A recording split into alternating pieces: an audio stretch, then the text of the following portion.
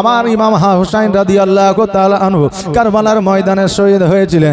আমরা অনেকেই মনে করি মুসলমানদের জন্য শহীদ হয়েছিলেন, আপনার ইসলামের পতাকা দণ্ডায়মান করার জন্য শহীদ হয়েছিলেন। আজকে নবীর উম্মতির জন্য শহীদ হয়েছিলেন।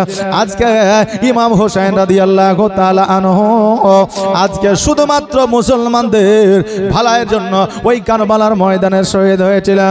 কিন্তু না না না, রাবিরা বর্ণনা করতে চায় ইমাম হুসাইন রাদিয়াল্লাহু তাআলা আনহু ওই আপনার কারবালার ময়দানে 10ই মুহররম যে শহীদ হয়েছিল, সারা কুল কায়নাতের জন্য শহীদ হয়েছিল। এতে হিন্দু মুসলিম জৈন খ্রিস্টান ইহুদি নাসারা প্রত্যেকের ভালাইয়ের জন্য আপনার শহীদ হয়েছিলেন। জোরে বলেন সুবহানাল্লাহ। আপনি বলবেন হুজুর হিন্দু খ্রিস্টান ইহুদি নাসারা এদের জন্য কেন শহীদ হয়েছিলেন? এদের আবার এতে ফায়দা কি আছে, লাভ কি আছে? কারণ আপনাদের একটা কথা বলে যায়, ইয়াজিদ ন্যায়ের পক্ষে ছিল না, অন্যায়ের পক্ষে ছিল।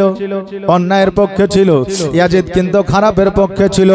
আর ইমাম হুসাইন রাদিয়াল্লাহু তাআলা আনহু ভালোর পক্ষে ছিলেন, ন্যায়ের পক্ষে ছিলেন। আজকে যদি ইয়াজিদের সঙ্গে ইমাম হুসাইন রাদিয়াল্লাহু তাআলা আনহু যদি যুদ্ধ ঘোষণা না করতেন, আজকে অন্যায় শুধু মুসলমানের প্রতি হতো না, সমগ্র মানুষের প্রতি রাজা প্রজা নেতারা অন্যায় করত। জোরে বলেন নাউজুবিল্লাহ। এই জন্য ইমাম হুসাইন ন্যায়ের পক্ষে আপনার যুদ্ধ ঘোষণা করেছিলেন, কারবালার ময়দানে যুদ্ধ করেছিলেন। এমন যুদ্ধ করেছিলেন রে বাবা, ওই 10ই মুহররম কারবালার ময়দানে যে যুদ্ধ হয়েছিল, ওই যুদ্ধ আজও পর্যন্ত হয় না, কিয়ামত পর্যন্ত হবে না। আসমান জমিন ওই রকম যুদ্ধ দ্বিতীয় আর দেখতে পাবে না। জোরে বলুন সুবহানাল্লাহ। ওই কারবালার মতো যুদ্ধ আর দ্বিতীয় হবে না, আর কিয়ামত পর্যন্ত কেউ দেখতে পাবে না। ও বাবা যে ভাইরা, ইমাম হাসান রাদিয়াল্লাহু তাআলা আনহু, ইমাম হুসাইন রাদিয়াল্লাহু তাআলা আনহু জগতের মধ্যে এসেছিলেন। দেখেন দেখেন, আমার দয়ার নবী মায়ের নবী সাল্লাল্লাহু তাআলা আলাইহি ওয়াসাল্লাম জগতের মধ্যে যখন এসেছিলেন, আসমান জমিন আপনার আনন্দে আনন্দিত হয়েছিল, পশু পাখি আপনার আনন্দে আনন্দিত হয়েছিল। আজকে বাবাজি ভাইরা, ওই জাইলাতের যুগে আপনার নারীরা খুশি হয়েছিল। কারণ হইল আজকে দয়ার নবী জগতের মধ্যে এসেছে। আজকে যে নারীদের পুরুষরা বিক্রি করে দেয়, আজকে যে নারীদের পুরুষরা আপনার হাটে বাজারে নিয়ে যায়, আজকে যে নারীদের প্রতি পুরুষরা অন্যায়ভাবে অত্যাচার করে, সেইগুলো আর করতে পারবে না। এই জন্য সকলে খুশি হয়েছিল।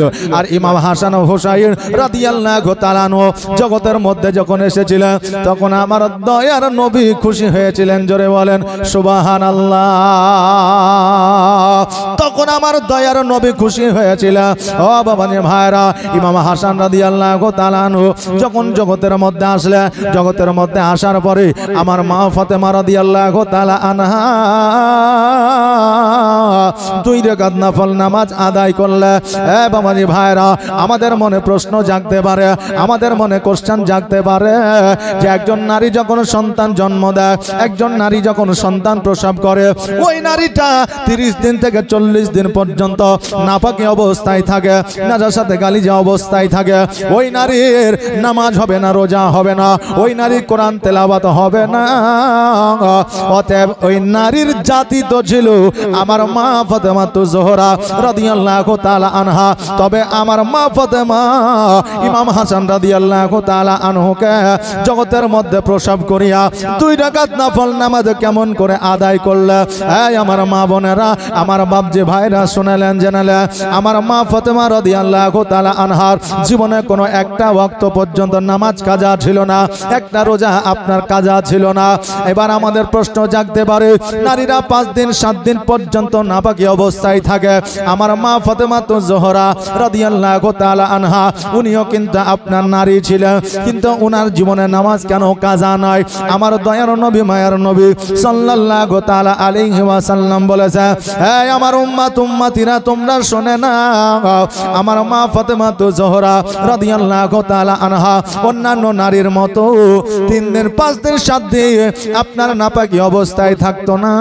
আমার মা ফাতেমা রাদিয়াল্লাহু রাদিয়াল্লাহু তাআলা আনহা সীমিত সময়ের জন্য 1 মিনিটের জন্য নাপাকি হতে আবার পবিত্রতা অর্জন করতেন। জোরে বলেন সুবহানাল্লাহ। একটা সন্তান প্রসব করার পরে 40 দিন পর্যন্ত মায়েরা নাপাক থাকে। বেরাদার, আমার মা ফাতেমা জোহরা রাদিয়াল্লাহু তাআলা আনহা কয়েক সেকেন্ড আপনার নাপাকি অবস্থায় ছিলেন, পুনরায় পবিত্রতা অর্জন করেছিলেন, 2 রাকাত নামাজ আদায় করেছিলেন, আল্লাহর শুকরিয়া আদায় করেছিলেন। জোরে বলেন সুবহানাল্লাহ। ও বাবাজি ভাইরা, আমার মায়েরা, আমার ইমাম হাসান রাদিয়াল্লাহু তাআলা আনহুকে আমার মা ফাতেমা জোহরা রাদিয়াল্লাহু তাআলা আনহা কোলের মধ্যে নিয়েছে। কোলের মধ্যে নেওয়ার পরে আমার দয়ার নবী মায়ের নবী সাল্লাল্লাহু তাআলা আলাইহি ওয়াসাল্লামের কাছে খবরটা আপনার পৌঁছে গেছে। আমার নবীজি ফাতেমা জোহরা রাদিয়াল্লাহু তাআলা আনহার কাছে আসলে, আসার পরে বলে, ফাতেমা, আজকে তোমার ঘরে প্রথম সন্তান আসিল রে মা, যার নাম হবে ইমাম হাসান। ও ফাতেমা শোনো, তোমার সন্তানের তুমি কি কোনো নাম রেখেছ? তোমার সন্তানের তুমি কি কোনো নাম রাখবা মনে করেছ? আমার ফাতেমা জোহরা রাদিয়াল্লাহু তাআলা আনহা বলে, ও গো আব্বাজান, আজকে আমার সন্তানের নাম কেন আপনি রাখবেন? আমি কেন আমার সন্তানের নামটা রাখতে যাব? আপনি দোনো জাহানের বাদশাহ, অতএব আমার সন্তানের নামটা আপনি রাখবেন। আমার নবীজি বললেন, ও ফাতেমা শোনো রে, আজকে আমার আলী রাদিয়াল্লাহু তাআলা আনহু ও হয়তো তার সন্তানের নাম মনে রেখেছে, হয়তো পছন্দ করে রেখেছে, হয়তো তার সন্তানের নামটা রাখবে। ও ফাতেমা, আমি তোমার সন্তানের নাম রাখতে চাই না, আমার আলীকে ডাক দাও, আলী নামটা রাখবে। আমার হযরতে আলী রাদিয়াল্লাহু তাআলা আনহুকে ডাক দিলেন। আলী রাদিয়াল্লাহু তাআলা আনহু আপনার আমার দয়ার নবী মুস্তাফা সাল্লাল্লাহু তাআলা আলাইহি ওয়াসাল্লামের বাড়িতে আসলে, আসার পরে আমার নবীজি বললেন, আলী রে, ও আলী, বলো বলো, তোমার সন্তানের নাম কি তুমি পছন্দ করে রেখেছ? তোমার সন্তানের নামটা কি তুমি রাখবে বলো? আলী রাদিয়াল্লাহু তাআলা আনহু বলে, ইয়া রাসূলুল্লাহ, ইয়া হাবিবাল্লাহ, নবী গো, আজকে আমার নামটা আপনি রেখেছে, আর আমার সন্তানের নামটা আমি কেন রাখবো? আমার সন্তানের নামটাও আপনি রেখে দেন। জোরে বলেন সুবহানাল্লাহ। আমার হযরতে আলী রাদিয়াল্লাহু তাআলা আনহু বলে, ইয়া রাসূলুল্লাহ, আজকে আমার নামটা আপনি রেখেছেন আর আমার সন্তানের নাম আমি রাখবো, এটা কি করে হয়? আপনি আমার সন্তানের নামটা রেখে দেন।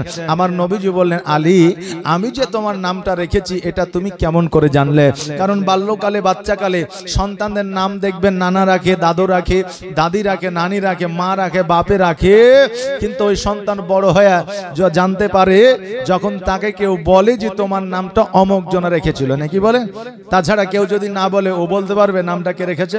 বলতে পারবে না। তবে আমাদের মধ্যে নাম রাখার জন্য আপনার অনেক মানুষ কনফিউজ হয়ে যায়।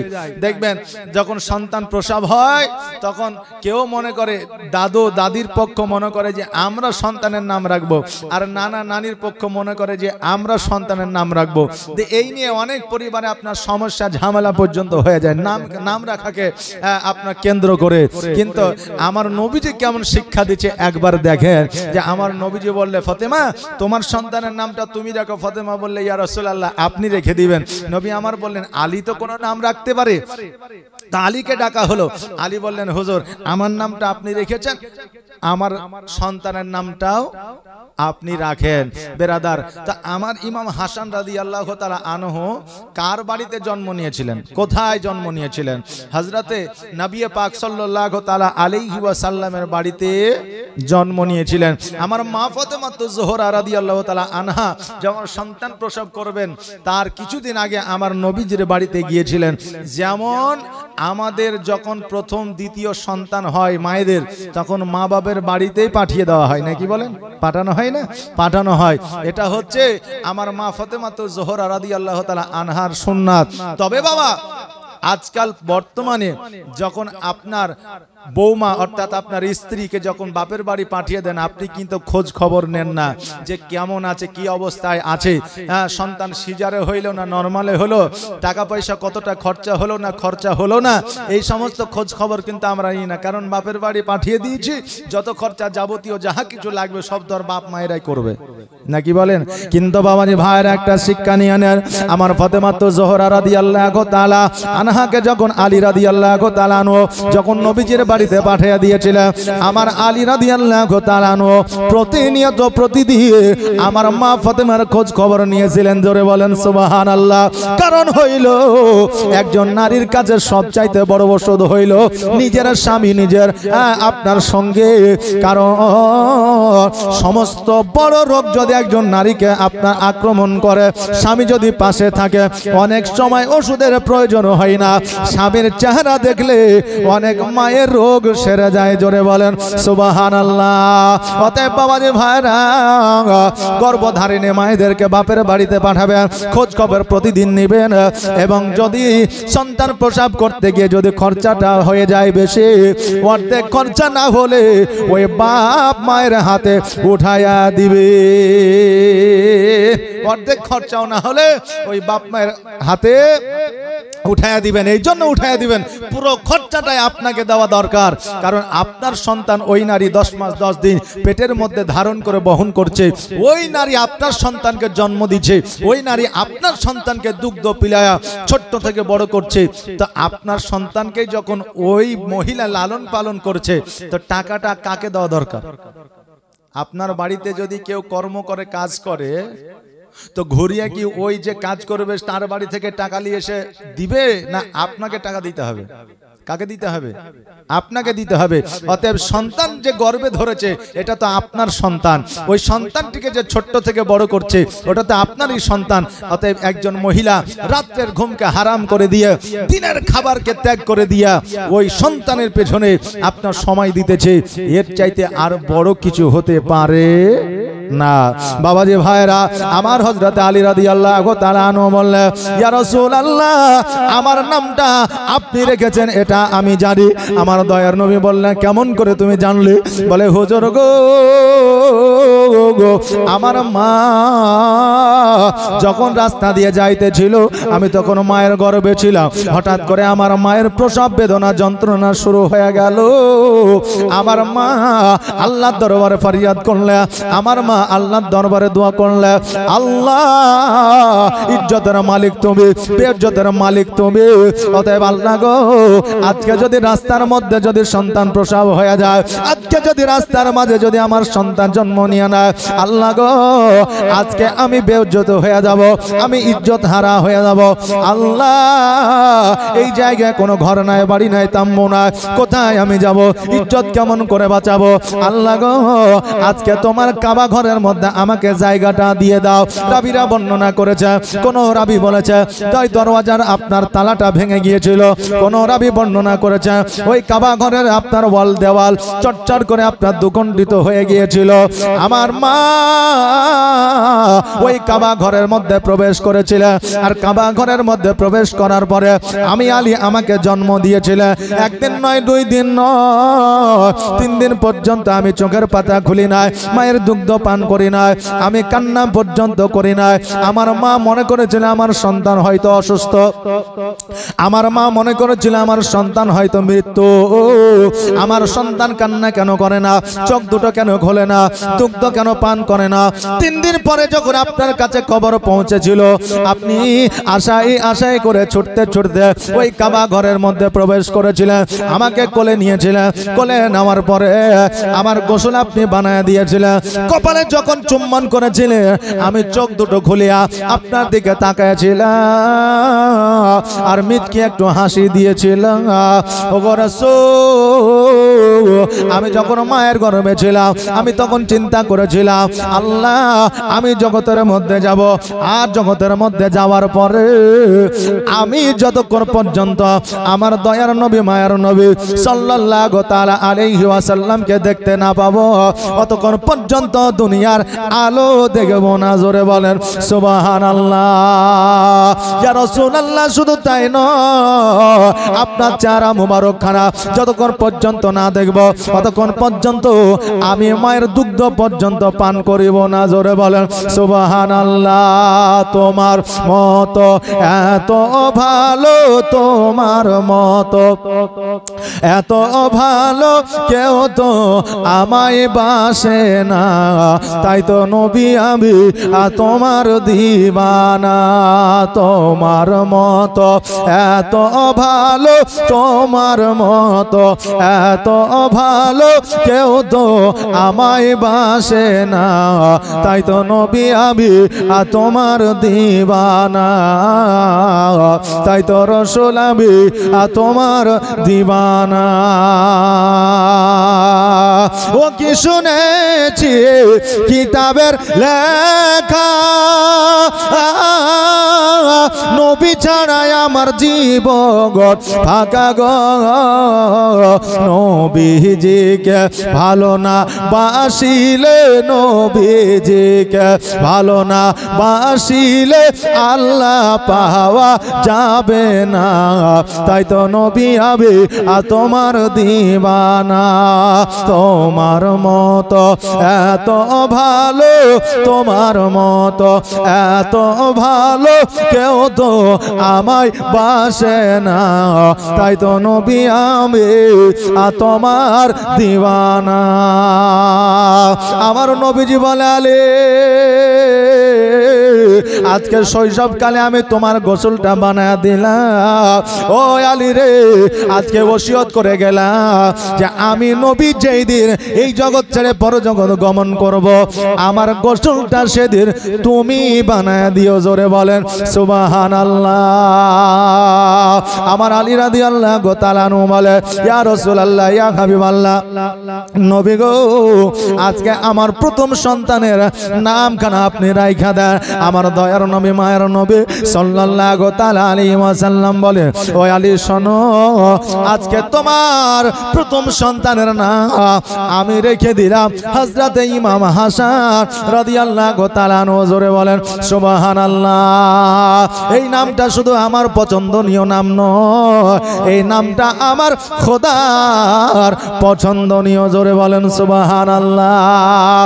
ও বিরাদার, আজকে ইমাম হাসান রাদিয়াল্লাহু তাআলা আনহুর যে নামখানা পর্যন্ত আমার আল্লাহ তাবারক তাআলার পছন্দনীয়, আজকে ওই আওলাদের রাসূল ইমাম হাসান ও হুসাইন রাদিয়াল্লাহু তাআলা আনহুর নাম যদি এখন কোনো মানুষ যদি শুনতে পায়, এ মানুষ এমন আছে জগতের মধ্যে তারা বলে এই ইমাম হাসান ও হুসাইনের নামে এত কিছু করার কি দরকার আছে? বলে কি বলে না? আছে না নাই? আছে। বলে এত কিছু করার কি আছে? কারণ আমার নবীজি তো বলে দিয়ে গেছে, তোমরা কি জানো না? কারণ আমার ইমাম হাসান ও হুসাইনকে যারা ভালোবাসবে, আমার নবীকে ভালোবাসা হবে। যারা ইমাম হাসান ও হুসাইনকে কষ্ট দিবে, আমার নবীকে কষ্ট দেওয়া হবে। আমার ইমাম হাসান ও হুসাইন যদি কষ্ট পেয়ে যায়, আমার নবীজি কষ্ট পেয়ে যাবে। আর আমার নবী যদি কষ্ট পেয়ে যায়, আমার আল্লাহ তাবারক তাআলা সহ্য করবে না। জোরে বলুন সুবহানাল্লাহ। ও ইমাম হাসান রাদিয়াল্লাহু তাআলা আনহু, বাবাজি ভাইরা, যখন আপনার 1 বছর হইল, পরবর্তীতে আপনার ইমাম হুসাইন রাদিয়াল্লাহু তাআলা আনহু জগতের মধ্যে আসলেন। আসার পরে 2 ভাই নূরানীময় চেহারা নিয়ে আপনার ছোট্ট থেকে বড় হতে লাগলেন। 6 বছর 7 বছরের সন্তান হঠাৎ করে মাকে গিয়ে বলে, মা গো, আজকে আমরা আপেল খাইতে চাই, আমাদের আপেল বড় পছন্দনীয় খাবার, ওই আপেল খাইলে আমাদের মনটাই তৃপ্তি পায়। বেরাদার, ওই ইমাম হাসান হুসাইন রাদিয়াল্লাহু তাআলা আনহু আপেল খেয়েছিলেন বলে আজকে পৃথিবীর মধ্যে ওই আপেলের মান ও সম্মান বেড়ে গেছে। বলবেন কেমন করে? কারণ জগতের মধ্যে ডাক্তার আপনাকে অনেক খাবারে হয়তো খাইতে বারণ করবে, কিন্তু আপেল খাইতে বারণ করে না।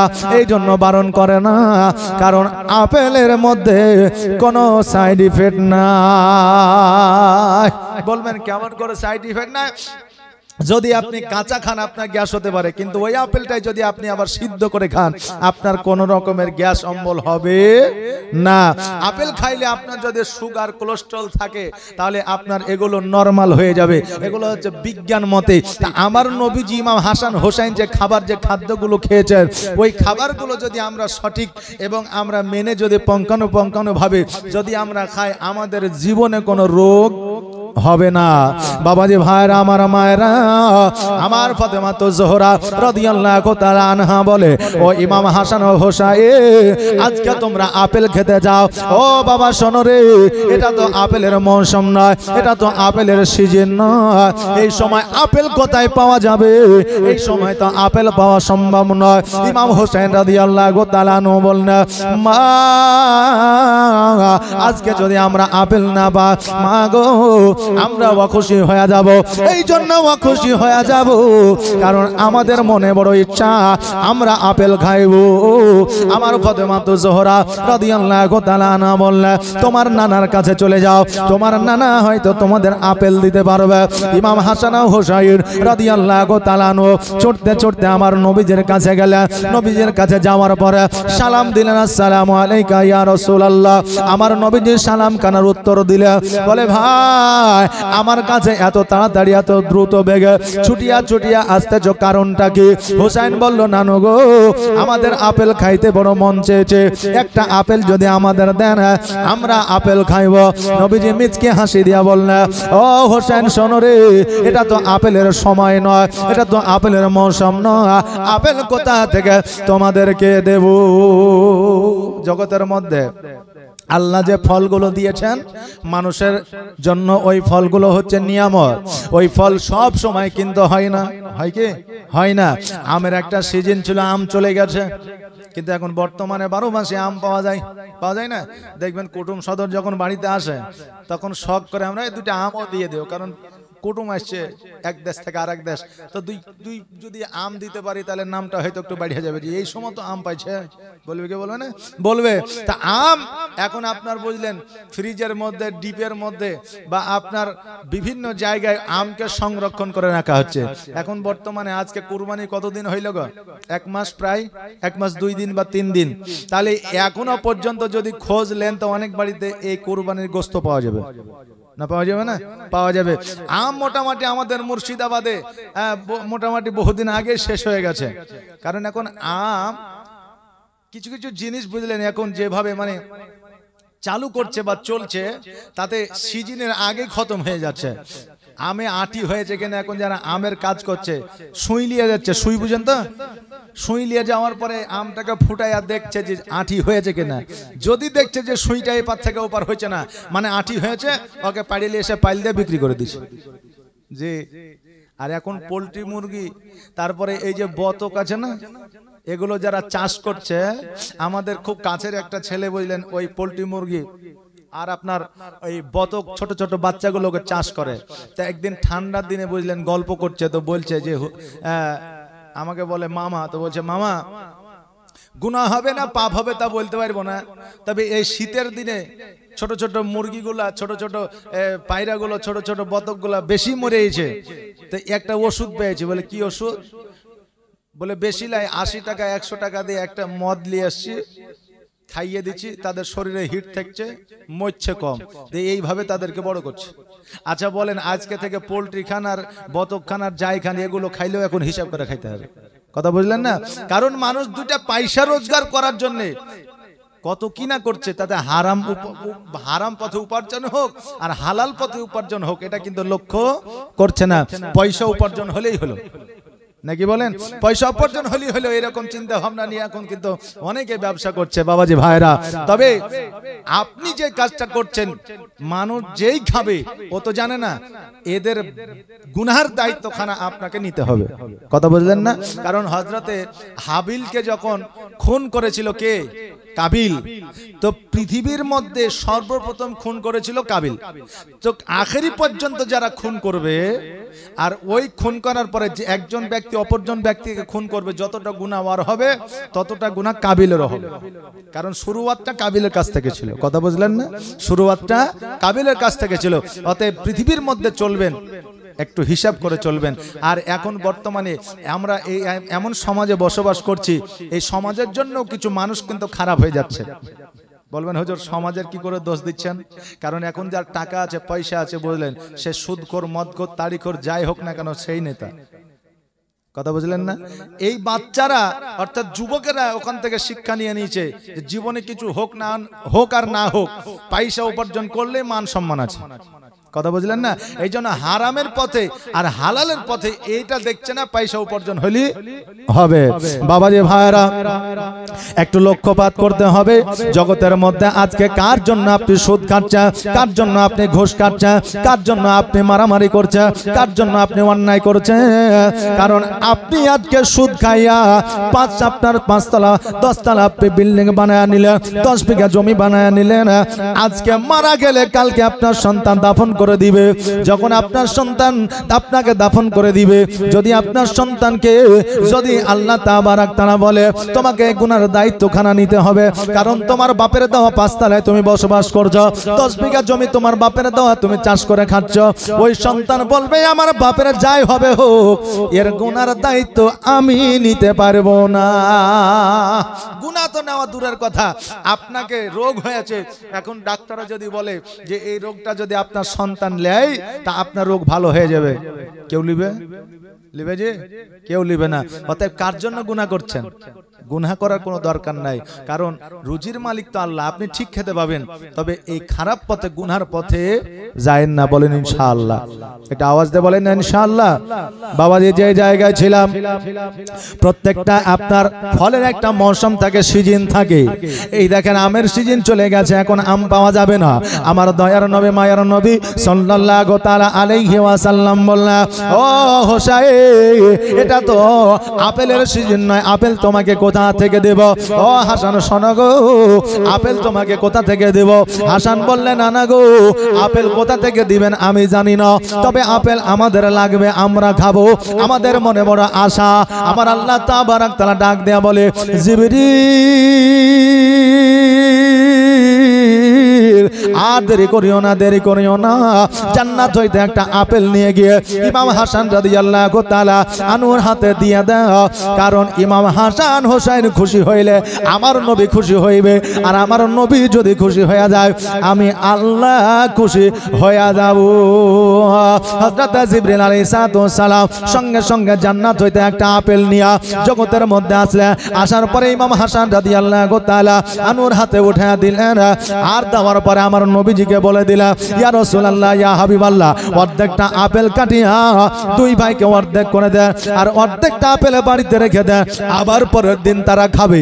অর্ধেকটা আপেল কাটিয়া আপনার দিয়ে দিলেন ইমাম হাসান ও হোসেনকে, 2 ভাই আপনার খাইলেন, অর্ধেকটা আপেল বাড়িতে রেখে দিলেন।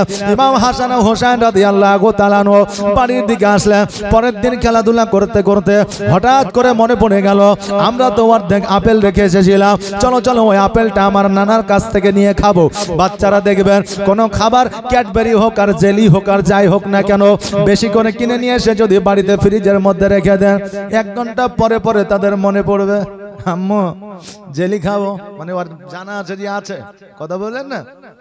বাচ্চারা তো এখন বহুত ইন্টেলিজেন্ট, আপনার চাইতো এখন বাচ্চারা বহুত ইন্টেলিজেন্ট, মানে তাদের বুদ্ধি বেশি। কথা বুঝলেন কিনা? এই দেখেন এখন আপনি জানেন না যে কোথা থেকে কি হয়, কিন্তু একটা বাচ্চা জানে। কিছুদিন আগে তো বুঝলেন ছোট ছোট বাচ্চা 2 বছর 3 বছরের ছেলেগুলো টেঙ্গে টেঙ্গে করছে। কথা বললেন না? টেঙ্গে টেঙ্গে করে বেড়াচ্ছে। না টেঙ্গে টেঙ্গে মানে কি ওটা আমি জানি না, আপনি জানেন না, কিন্তু বাচ্চাটা জানে। আবার মাঝে মধ্যে বলছে কুদ্দুস, যে মাঝে মধ্যে বলছে কুদ্দুস রে, মানে এগুলো হচ্ছে মোবাইলে ভাইরাল, যেটা আপনি আমি জানি না। কথা বুঝলেন না? কিন্তু ওই বাচ্চাটা জানে। এখন বাচ্চারা বুঝলেন ইন্টেলিজেন্ট, মোবাইলের দিক থেকে আপনি যেটা না জানবেন বাচ্চারা জানে। বাবজি ভাইরা, এই জন্য বাচ্চাদের বাড়িতে যদি খাবার থাকে তো তাদের মনে থাকে। আমার ইমাম হাসান হোসেন বলছে চলো, হোসেন বলল ঠিক আছে চলো। খেলাধুলা বাদ দিয়া আমার নবীজির কাছে গেলেন, বলে নানু কালকে যে আপেল অর্ধেকটা ছিল আছে না খেয়ে নিয়েছেন? নানা বলছে হোসাইন তোমাদের খাবার আমি কেমন করে খাই, আমার নিজের খাবার তোমাদের দিয়ে দিই, কারণ তোমাদের আমি এত ভালোবাসি, এত ভালোবাসি। ও হোসাইন, আজকে তোমরা যদি ব্যথায় ব্যথিত হয়ে যাও, তোমাদের ব্যথা হয় ঠিকই, কিন্তু আসল ব্যথা আমি নবী পেয়ে যাই। জোরে বলেন সুবহানাল্লাহ। বলেন নানু তবে ওই আপেলটা দেন, বলে টাকের মধ্যে আছে নিয়ে নাও। আগে কিন্তু বাড়িতে টাক ছিল, টাক বুঝেন, যে ওয়ালের মধ্যে যে একটা ছোট্ট করে একটা আলমারির মতো থাকে, ওটাকে টাক বলা হতো। এখন তো আপনার ছেলে মেয়েরা টাক বোঝে না, কারণ এখন তো নাই, এখন গ্যালারি আলমারি বলেন চিনতে পারবে ইনশাআল্লাহ নাকি, কারণ এখন এই সব চলছে। ও বাবা জি ভাইরা, আমার ইমাম হাসান রাদিয়াল্লাহু তাআলা ছুটতে ছুটতে টাকের মধ্যে, টাকের কাছে গেল। যাওয়ার পরে যখন হাত দিচ্ছে, হাত দেওয়ার পরে আপেলটা বাহির করে নিয়ে আসছে। আপেলটা বাহির করে নিয়ে আসার পরে হাতের মধ্যে তাকায় দেখে অর্ধেক আপেল আর অর্ধেক না, ওই আপেলটা আবার পূরণ হইয়া গোটা হয়ে গেছে। জোরে বলেন সুবহানাল্লাহ। ইমাম হাসান রাদিয়াল্লাহু তাআলা নবীজির কাছে আসলে, আসার পরে বলে ইয়া রাসূলুল্লাহ, ইয়া হাবিবাল্লাহ, নবী গো আজকে আপেলটা অর্ধেক রেখেছিলাম টাকের মধ্যে, গোটা হয়ে গেছে। আমার নবীজি বলতেছে ও হোসাইন, ওই অর্ধেকটা, একটা আপেল আবার অর্ধেকটা খেয়ে নাও, অর্ধেকটা আবার রেখে দাও। অর্ধেকটা খাওয়ার পরে আবার অর্ধেকটা রেখে দিলে, পরের দিন আসার পরে দেখছে জানো ওই অর্ধেক আপেলটা আবার পুরো হয়ে গেছে। রাবি বর্ণনা করেছে ওই একটা আপেল 1 নয় 2 নয় 5 নয় 7 নয় 1 মাস নয় 6 মাস পর্যন্ত প্রতিদিন অর্ধেক করে খেয়েছিল, আর একদিন ওই আপেলটা পুরো 6 মাস পরে খেয়ে নিয়েছিলেন। জোরে বলেন সুবহানাল্লাহ।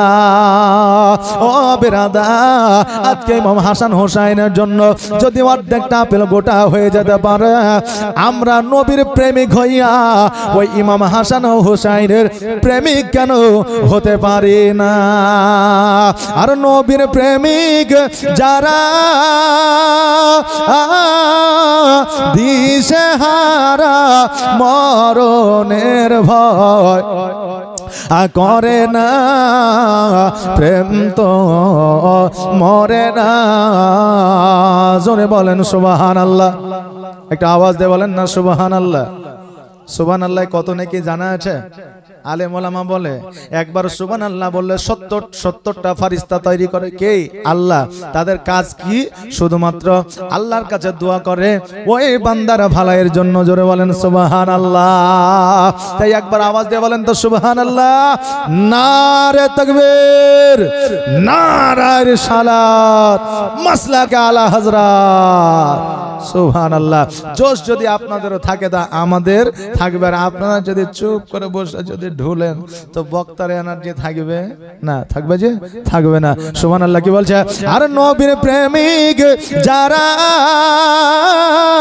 দিশেহারা মরণের ভয় করে না, প্রেম তো মরে না, প্রেম তো মরে না। আর প্রেম করেছে মুসা নবী, তোর পাহাড়ে গিয়াছেন চলে, ওকে খোদার নূরে পাহাড় জলে, মুসা নবী জলে না, প্রেম তো মরে না। আর নবীর প্রেমিক যারা দিশেহারা মরণের ভয় করে না, প্রেম তো মরে না। আর প্রেম করেছেন ইব্রাহিম নবী, নমরুদের আগুনে ফেলে, ওগো আগুন হইল ও ফুল বাগিচা ফুল ইব্রাহিমের পশম জলে না, প্রেম তো মরে না, প্রেম তো মরে না, প্রেম তো মরে না। ও বেরাদার, ইমাম হাসান ও হুসাইন রাদিয়াল্লাহু তাআলা আনহু ওই আপেলটা খাইয়া বাড়ির মধ্যে আসলে, আসার পরে বাড়ির সম্মুখে দুই ভাই যেন খেলাধুলা করতেছে। আজকে বর্তমানে আমাদের বাচ্চাদের খেলাধুলা আলাদা, ইমাম হাসান ও হুসাইন রাদিয়াল্লাহু তাআলা আনহুর খেলাধুলা ছিল আলাদা। এখনকার আমাদের বাচ্চাদের খেলাধুলা হলো কবাডি, কবাডি লে কবাডি নাকি হলে, আর ওই কবাডি এখন চলে গেছে এখন ফ্রি ফায়ার পাবজি, বুঝলেন না, এখন ফ্রি ফায়ার আর পাবজি খেলা। ও বেরাদা, আর এখন আমাদের মায়েদের হলো লেচি কিতকিত, যে এই সমস্ত খেলা। কিন্তু আমার ইমাম হাসান হোসাইনের আমলে খেলা ছিল আলাদা, কারণ তিনাদের খেলার মধ্যে খেলা খেলতো কিন্তু আল্লাহর নৈকট্য তার মধ্যে দিয়েছিল। জোরে বলেন সুবহানাল্লাহ। এ বাবাজি ভাইরা, একটু কর্ণপাত করা শোনালেন, কর্ম করা হলো আমাদের একটা ইবাদত। রাত্রিবেলায় বিছানায় ঘুমানো হলো আমাদের জন্য ইবাদত, স্ত্রীর আপনার দেখভাল করা হলো ইবাদত, সন্তানকে সঠিকভাবে লালন পালন করা হলো ইবাদত, বাপ মায়ের খিদমত করা হলো ইবাদত। ও বেরাদার, খাবার খাওয়াটাও হলো ইবাদত। ওই খাবার যদি আপনি না খান আপনার শরীর সুস্থ থাকবে না, কর্ম যদি না করেন আপনার সংসার চলবে না। আজকে আপনি বলবেন হুজুর এইগুলা কেমন করে ইবাদত হতে পারে? ছোট্ট করে আপনাদের বলে যায়, আজকে কর্ম করলে আর আপনার জমিতে বসে আছেন, জমিতে বসার পরে দাউলি নিয়ে আপনি এইদিকে ঘাস তুলছেন, আর ঘাস তুলতে তুলতে যদি পরানো জলে অন্তর জলে যদি ধইরালেন, এখন বুঝলেন না লাইলি মজনুর গান আছে না, এই গান যদি ধরে লেন কি হবে? জি হবে। অনেকে বুঝলেন যারা ওই জমিতে কাজ করে তারা বুঝলেন গান না গাইলে মনে হয় একটু এনার্জি আসে না। অনেকে দেখবেন ভ্যান, বুঝেন তো, ভ্যান ভ্যান চালাচ্ছে, এদিকে বান্না মেরে নিয়েছে, ভ্যান চলছে, আর বুঝলেন এদিকে গান ধরে নিয়েছে। অনেকে আছে আলেম ওলামা দেখলে কিছু মনে করে না, গান ধরে লেছে, গান গাইলে কি নেকি হবে? হবে না। আমার নবীজি বলেছে, এই আমার উম্মাত উম্মাতিরা, তোমরা যখন কর্ম করবে জমিতে ভুলে নাও, আর তুমি যে কোনো কর্ম করো না কেন, ওই কর্ম করতে করতে নবীর শানে একটু নাত পড়ো, সূরা তেলাওয়াত করো, সুবহানাল্লাহ আলহামদুলিল্লাহ মাশাআল্লাহ পড়ো, এই কাজও করবে, নেকির খাতায় নেকিও লিপিবদ্ধ হবে। জোরে বলেন সুবহানাল্লাহ। রাত্রি বেলায় বিছানায় ঘুমাবে, ওই বিছানায় ঘুমানো আগে আয়াতুল কুরসি পড়ে নাও, 3 বার সূরা ইখলাস পড়ে নাও, তাও যদি না পারো সূরা ফাতিহা পড়ে নাও, সূরা ফাতিহাও যদি না জানো দরুদ পড়ে নাও, ওই দরুদও যদি না জানা থাকে ছোট্ট দরুদ পড়ে নাও সাল্লাল্লাহু আলাইহি ওয়াসাল্লাম। এটা পড়তে পড়তে ঘুমায়া যাও, যতক্ষণ পর্যন্ত ঘুমাবে ততক্ষণ পর্যন্ত আল্লাহর ফেরেশতা আপনার নেকির খাতায় নেকি লিপিবদ্ধ করবে। জোরে বলেন সুবহানাল্লাহ। কিন্তু এখন তো আমরা তা করি না, গুগলে সার্চ দিয়ে রাত্রে বেলায় ঘুম আসছে না, কি করব? বলছে একটু গান শুনে লাও, আর অমনি যুবক যুবতীরা বুঝলেন কানের মধ্যে হেডফোন ঢুকাইয়া একবারে সেই ধিঙ্কা চাকা মিউজিক চালাইয়া আপনার রাত্রিবেলায় ঘুমিয়ে যাচ্ছে। শয়তানের পালটে পড়েছো। এই গান শুনতে শুনতে যদি তোমার রাত্রিবেলায় মৃত্যু হয়ে যায়, তোমার জাহান্নামে স্থান হবে। জোরে বলেন নাউজুবিল্লাহ। অতএব যখন বিছানায় ঘুমোতে যাবে ওযু বানায় নাও, পবিত্রতা অর্জন করে নাও, আর পবিত্রতা অর্জন করে নিয়ে তুমি বিছানায় গিয়ে তুমি আয়াতুল কুরসি বা সূরা ইখলাস বা সূরা নাস বা সূরা ফালাক বা সূরা ফাতিহা বা দরুদ শরীফ পড়ে যদি তুমি ঘুমিয়ে যাও, সারা রাত্রি আল্লাহ তোমার প্রতি রহমত বর্ষিত করবে আর তোমার নেকির খাতায় নেকি লিপিবদ্ধ করবে। জোরে বলেন সুবহানাল্লাহ। এই যে আমরা বিনা কর্মে বিনা খাটনিতে যে নেকিটা পেয়ে যাই, এটা আমরা আজকে থেকে ছাড়বো না, বলেন ইনশাআল্লাহ। একটা আওয়াজ দিয়ে বলেন ইনশাআল্লাহ, সুবহানাল্লাহ, মাশাআল্লাহ। ও বাবা যে ভাইরা, বর্তমানে খেলাধুলা হলো আলাদা, তখনকার খেলাধুলা ছিল আলাদা। আমার ইমাম হাসান ও হোসেন রাদিয়াল্লাহু তাআলা আনহু ধুলো দিয়ে আপনার মসজিদ তৈরি করেছে, আর ওই মসজিদ তৈরি করার পরে এক ভাই অপর ভাইকে বলতেছে, এই মসজিদে নামাজ পড়তে তুমি কেমন করে যাবা, কোন পথ দিয়ে যাবা, কোন পথ দিয়ে আসবা, এটা একটা শিক্ষা বাবা। দেখবেন যারা বাচ্চাকালে জুনিয়র যারা স্কুলে যারা পড়ে, জুনিয়র স্কুলে যাদেরকে ভর্তি করা হয় লেখাপড়া বইয়ের খুব কমই হয়, কিন্তু প্র্যাকটিক্যালি পড়ানো বেশি হয়, তাই না? দেখবেন তাদের জন্য একটা গাড়ি আছে, তাদের জন্য একটা ঘোড়া আছে, তাদের জন্য একটা জিরাফ আছে, তাদের জন্য একটা বেলুন আছে। বাচ্চাটা বলে এটা নিয়ে খেলো, এটার নামটা কি, এটা তাকে মুখস্থ করাবে। কথা বুঝলেন না? এখন ওকে যদি লিখে দেওয়া যায় এটা জিরাফ মুখস্থ করো, তার দেরি হবে কি হবে না? কারণ পড়াই জানে না। কিন্তু ওটা যদি দেখায় প্র্যাকটিক্যালে যদি বুঝায়, সহজেই তার মাথায় চলে আসবে। তাই খেলাও ছিল, জ্ঞানও ছিল। ইমাম হাসান হোসেন খেলাধুলা করতে করতে হঠাৎ করে একজন সাওয়ারি আপনার ঘোড়ায় চেপে যেন চলে গেল সম্মুখ দিয়া। চট করে ইমাম হোসেন রাদিয়াল্লাহু তাআলা আনহু দাঁড়ায় গেলেন। দাঁড়ায় যাওয়ার পরে ইমাম হাসানকে বলতেছে, ভাই গো, আজকে যে এই বান্দা এই জিনিসটার উপরে সাওয়ার হয়ে গেল, বলো বলো এই জিনিসটার নাম কি? ইমাম হাসান রাদিয়াল্লাহু তাআলা আনহু বললেন, এটার নাম হলো ঘোড়া। বলে এই ঘোড়ার কাজ কি? বলে একটা মানুষকে এক জায়গা থেকে অপর জায়গায় পৌঁছে দেয়, তার কোনো কষ্ট হয় না, পায়ে হেঁটে যাওয়া হয় না, কিলোমিটার কিলোমিটার পর্যন্ত নিয়ে যায়। ইমাম হোসেন রাদিয়াল্লাহু তাআলা আনহু বললেন, ওগো ভাই, তবে আমি ওই ঘোড়ার উপরে চাপতে চাই। হাসান বলল, ভাই রে, ও ভাই শোনো, আজকে আমাদের একবেলা খাবার মতো টাকা না, আজকে আমাদের বাড়িতে কোনো রকমের টাকা নাই, পয়সা না, একবেলা খাবার পাই না। এই ঘোড়া আমরা কেমন করে ক্রয় করতে পারি, আর তোমাকে ঘোড়ার পৃষ্ঠে কেমন করে চাপাইতে পারি? হোসেন, আমাদের সম্বল নয়, অতএব তোমাকে ঘোড়ার মধ্যে চাপাতে আমি পারবো না, আমার আব্বাও পারবে না, মাও পারবে না, আমার নানাও পারবে না, অতএব এই বাইনা তুমি করিও না। হাসান হোসেন রাদিয়াল্লাহু তাআলা আনহু বললেন, ভাই গো, এই ঘোড়ার পৃষ্ঠে আমাকে যতক্ষণ পর্যন্ত না চাপাবে, ততক্ষণ পর্যন্ত আমার কান্না বন্ধ হবে না। হাসান বলল, ভাই গো, তুমি এইভাবে কান্না করিও না, কারণ তোমার কান্না আমার সহ্য হয় না, আমি তোমার কান্না সহ্য করতে পারি না। হোসেন রাদিয়াল্লাহু তাআলা আনহু অঝর নয়নে কান্না করতে করতে ধুলো বালির মধ্যে আপনার লুটায় পড়লেন, আপনার গণগণি দিয়ে কান্না করতে আরম্ভ করলেন। ইমাম হোসেনের কান্না দেখিয়া ইমাম হাসান রাদিয়াল্লাহু তাআলা আনহু উনিও যেন কান্না করতে আরম্ভ করলেন। আমার নবীজি ওই পথ দিয়ে আপনার মসজিদে যাইতেছিলেন, হঠাৎ করে ইমাম হাসান হোসেন রাদিয়াল্লাহু তাআলা আনহুকে কান্না করতে দেখে আমার নবীজি ছুটে আসলেন। আসার পরে ইমাম হাসান হোসেন রাদিয়াল্লাহু তাআলা আনহুকে বুকের মধ্যে ধরলেন। ধরার পরে বললে, হোসেন, তুমি কেন কান্দো রে ভাই? ও হাসান, তুমি কেন কান্দো?